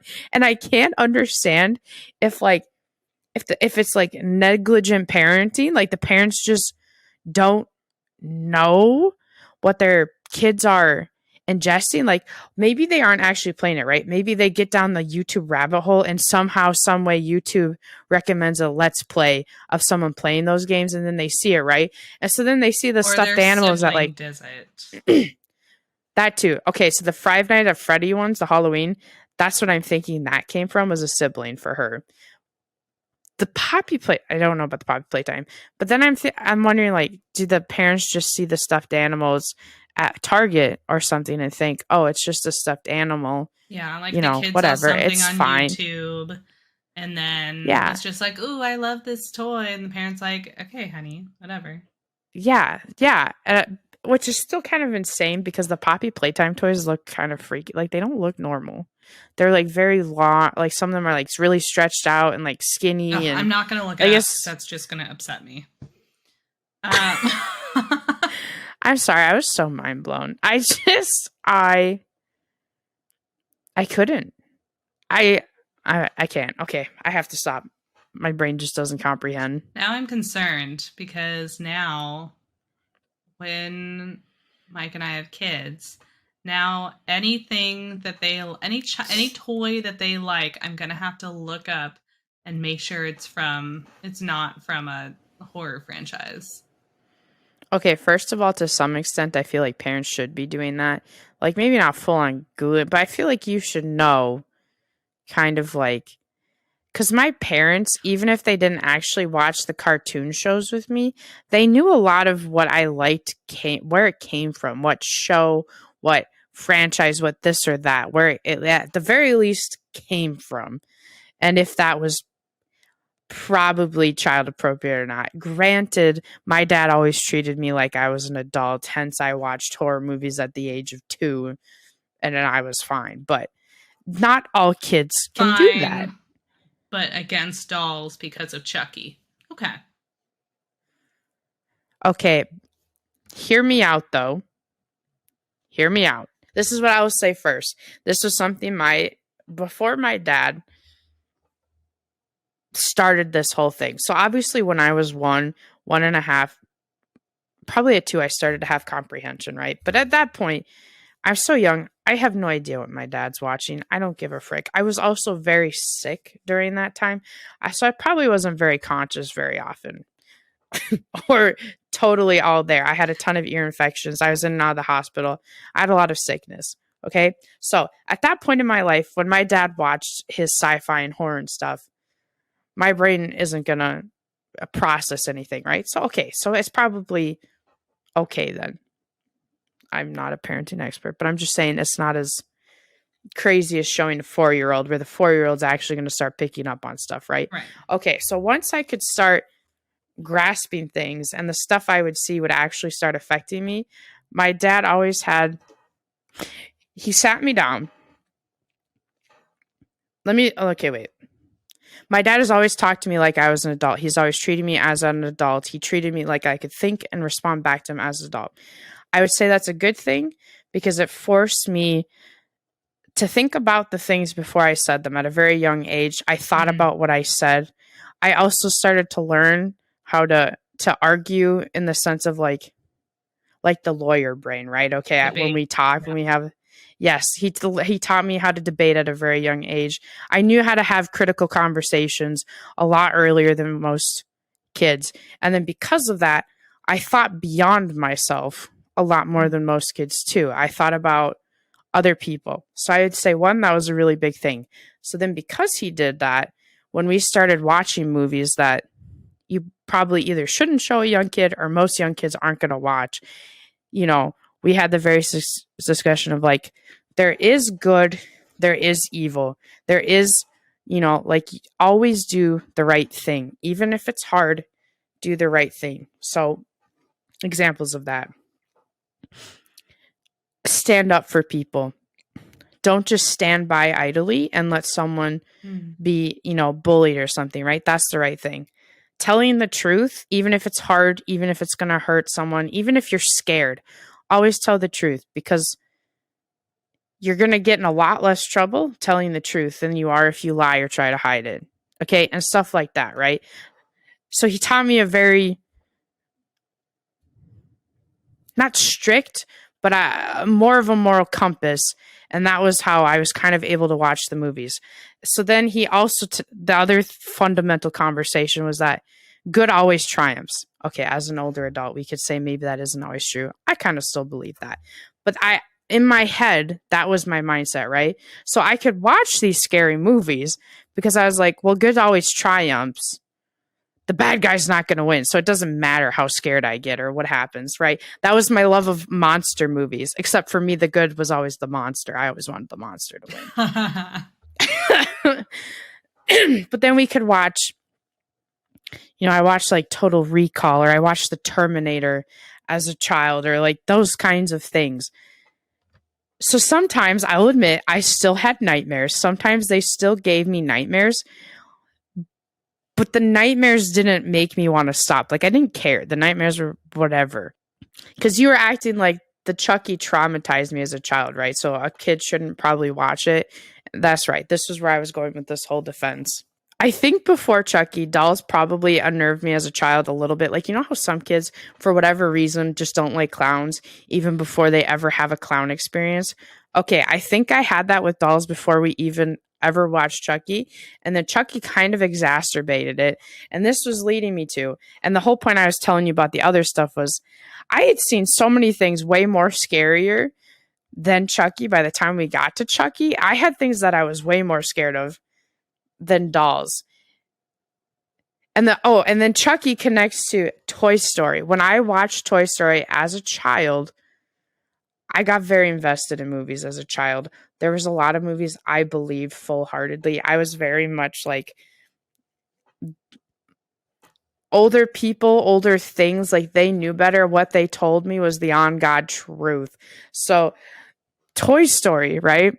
The toys being alive. I already kind of thought that as a child. Like, to me, my toys were alive. And then seeing this, I was like, oh my God, my toys are alive. I knew it this whole time. My toys have feelings. Okay.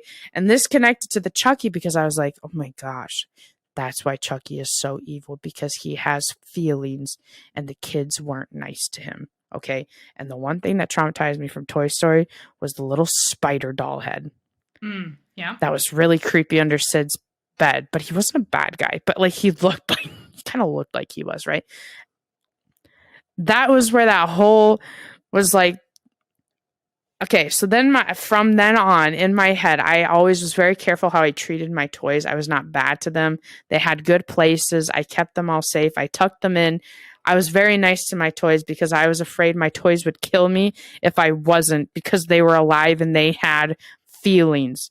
3rd grade, every girl at this point in my class has an American Girl doll. American Girl doll is the fad. And my mom is like, you know what? I'm going to get my daughter an American Girl doll. So for my 3rd grade birthday, I opened this damn present and it's an American Girl doll. And I'm like, oh no, this is it. This is it. I'm going to die tonight. I'm not making it through the night. Chucky has come true. It didn't matter how much I've taken care of my other toys. I am done for. So that night, before I get into my bed, I make a huge, with all my extra pillows and decorative pillows, bed for my American Girl doll to sleep next to me. And I tuck her in, and I'm like trying to be really nice to her. And I'm like, okay, if I'm really nice, she's not going to kill me in my sleep. It's all going to be fine. I probably took forever to fall asleep that night because I kept looking over at it, and I didn't know if it was scarier to look at it and see it move or to look away. Like the classic horror movie, you look away and then look back and it's gone. I didn't know what was scarier. Took me forever to fall asleep. Okay. I wake up the next morning to my door being closed, like hearing my door close, because I slept with my door open like a crack. So hearing it closed was like, why is my door closing? I slowly open my eyes and I'm like, do I really want to look over to my left? Do I want to do it? Do I want to know? So I do it. I look over. She's gone. She's not there. And then, as I'm looking and she's not there, I feel something at the foot of my bed slither under my bed covers, and a little hand grabs my ankle. And I'm so frozen and petrified in fear. I'm like, this is the end. I think I started saying a prayer to God. I was like thinking of all the things I've done, and I was like, I'm sorry, God, please let me go to heaven.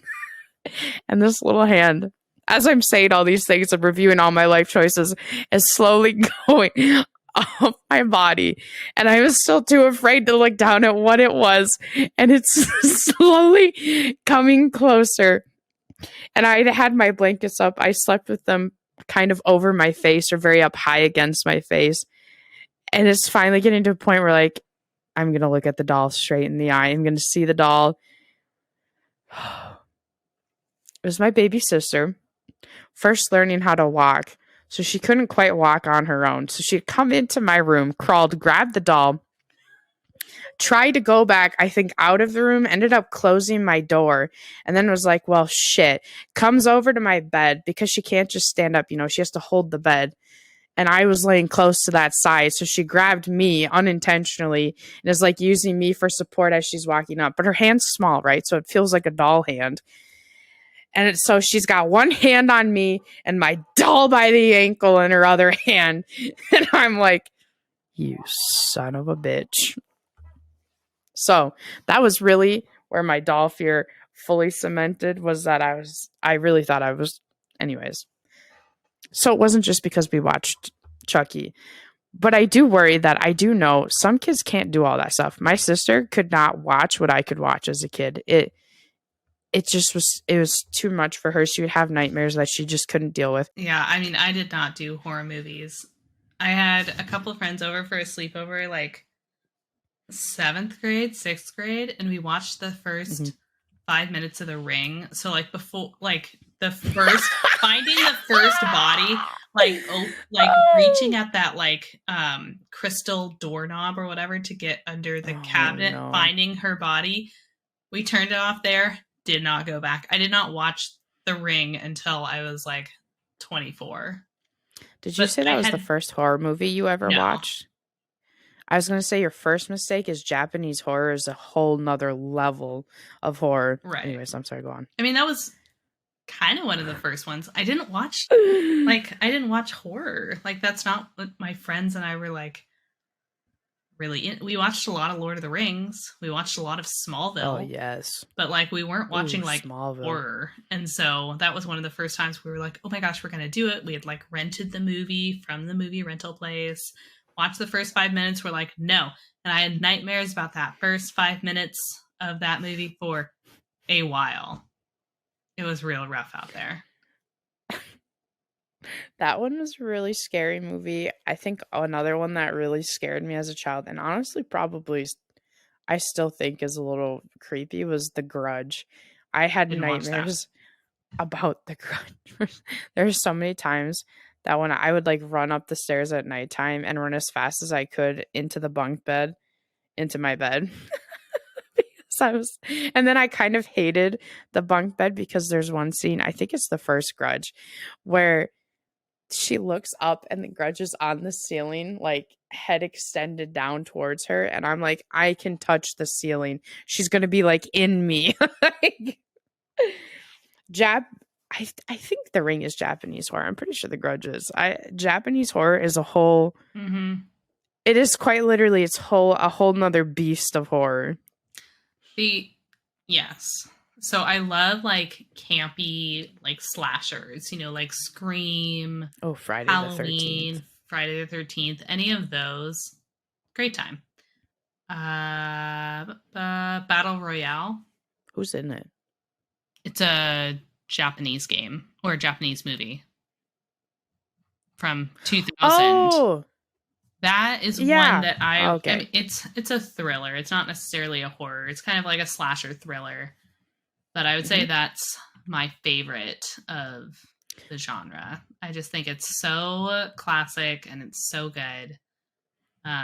Just a bunch of high schoolers on an island that have to fight to the death until only Mhm. one remains because there's like an overpopulation or whatever. And so every Right. year, a random high school class gets chosen and everyone gets little weapons and whatever. And they all get to go kill each other, and the victor gets to live basically. Anyway, so you just get connected to the characters and um, you get emotionally tied, and they're it's just it's really it's interesting. Mhm. The beauty of slashers is they're a little bit harder to become afraid of because they're kind of like you can feel the unrealness of Yeah, it if that yeah, makes sense. Like they're a little they're comical. inherently campy because they're unrealistic. Yeah. Yeah. So you're like, oh, okay, this is fun. You might still get a scare, a jump scare, some other kinds of scares, but you're like, whatever.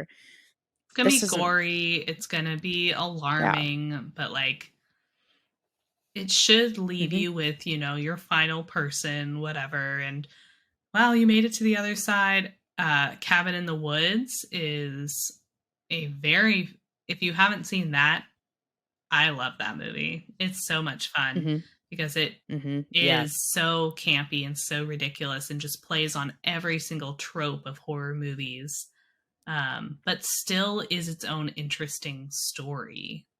Anyway. Those kinds of movies though can start to scare me when like even if they have the campy stuff, it's the experimentation. So Cabin in the Woods was right an Mm-hmm. experimentation, Mm-hmm. but that's when it gets depending on the experimentation and where it goes into it, that starts to freak me out in the sense that that is stuff that happens in the real world. Like there are humans who are sick and who do that, who experiment on other humans Mm-hmm. Mm-hmm. and not necessarily consenting humans either. Like it's awful. So that usually the only kinds of things that start to scare me in horror is the actual realism of that there are humans that are monsters that are pure evil that do awful things and Mm-hmm. can do Mm-hmm. absolutely horrific things to you. Well, you started talking about horror. I couldn't help myself. I'm You sorry. started talking about horror. I had to defend myself. You brought up the Chucky comment and how that traumatized me and I couldn't deal with dolls. Okay, I had to defend myself. And I you did did. great. Thanks. I feel like you're judging me. I just think there's a lot to unpack with that, but it's The not my Chucky or the business. whole story of that? The whole story. Why? Wait. Why? Because yes, you watched a lot of movies and you have stated that that didn't affect you or it like gave you nightmares, but it was chill, I guess. Mhm. But you do have a really active imagination to the point where you were anxious about your dolls coming and attacking you. So Mhm. you were very careful to like take good care of that. Like you were acting, you were taking I it could tell you into the the real psychology behind world. that. Okay, I But could tell was you that why. only with dolls or was there any other effects on your life? Both of my parents were very emotionally and mentally abusive my whole life.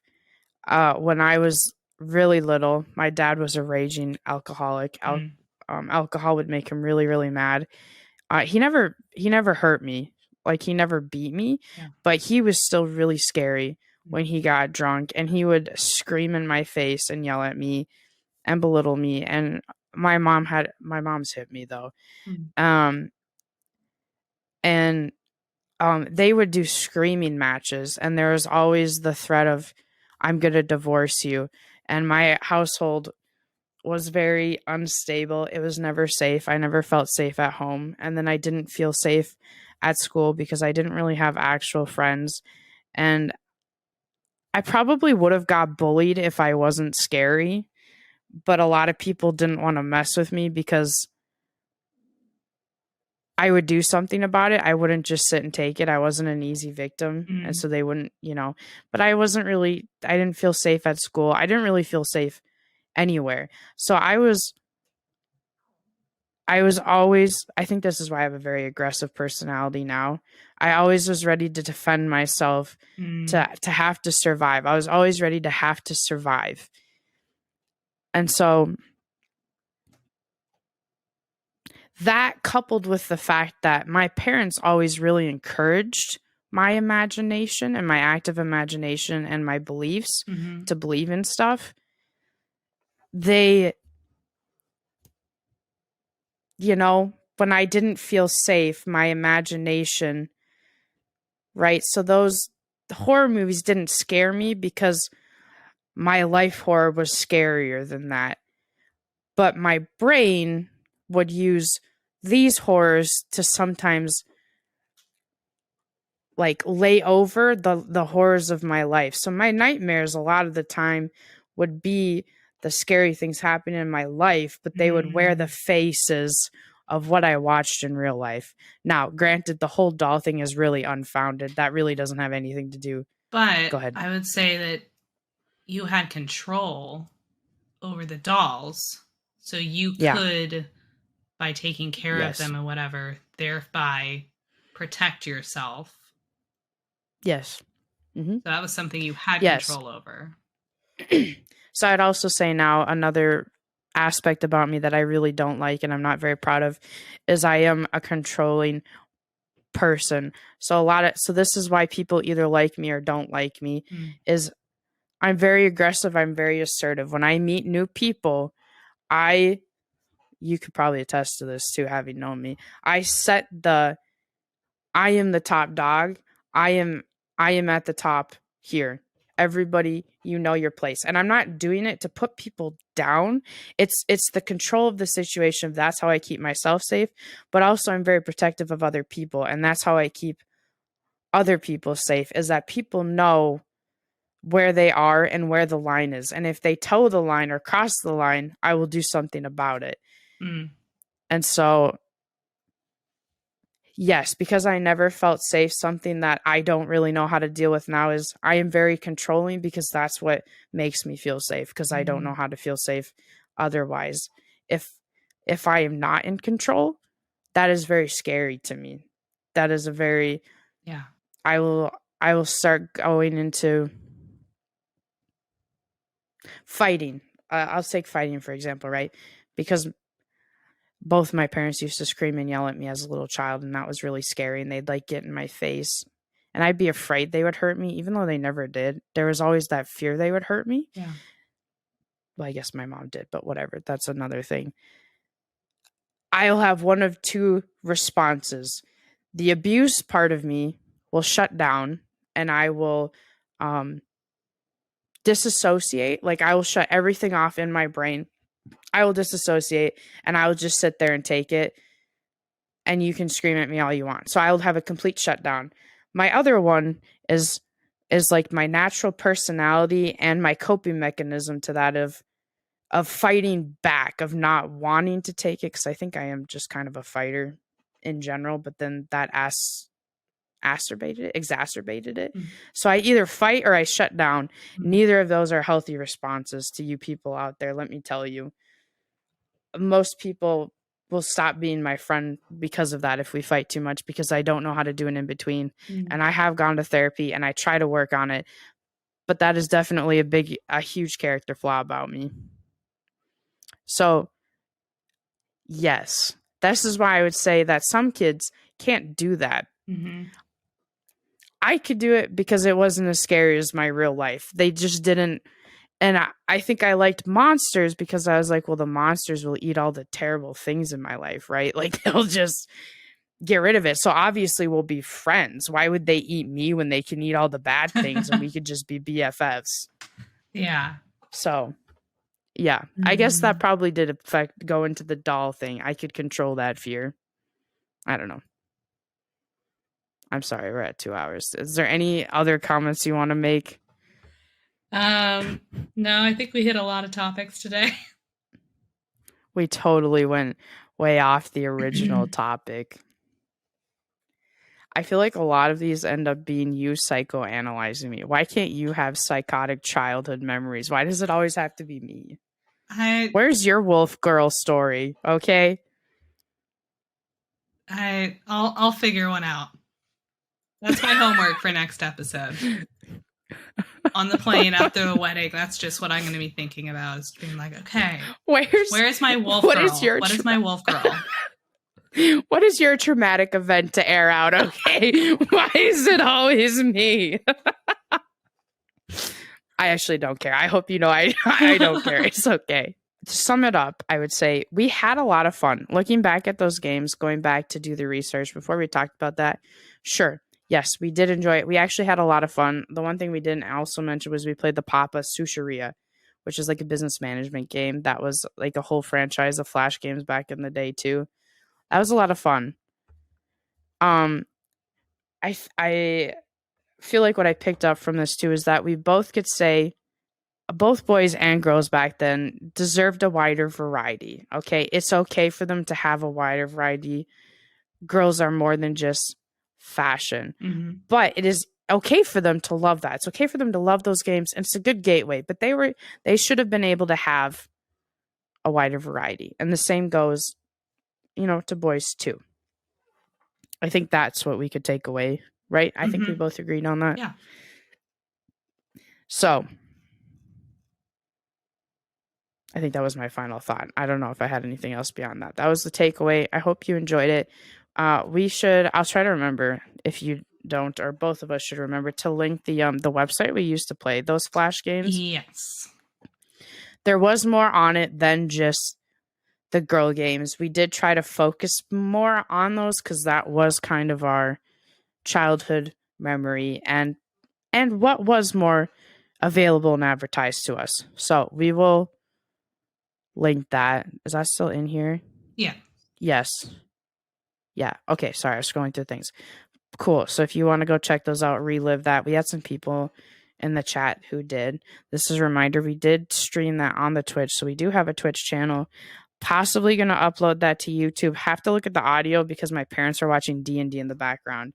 But if you do want to check that out and we can't get it to YouTube, our Twitch is nosidequests. So twitch.tv / or slash.